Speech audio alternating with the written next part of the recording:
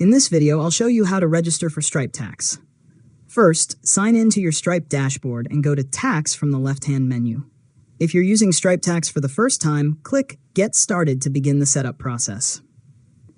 Next, review the introductory information and make sure your business details are up to date. Stripe will ask for information about your business, including where you're registered and where you may have tax obligations. Carefully enter the requested details and continue through the setup. After that, open the Registration section and click Add Registration. Select the country or region where you want to register your tax information, then enter the required registration details, such as your tax registration number and effective date if applicable. Double-check all of the information before saving to avoid any reporting issues later.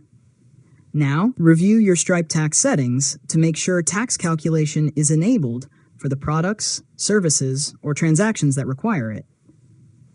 If you sell in multiple regions, continue adding additional tax registrations as needed. You can also review your tax categories to ensure your products are taxed correctly.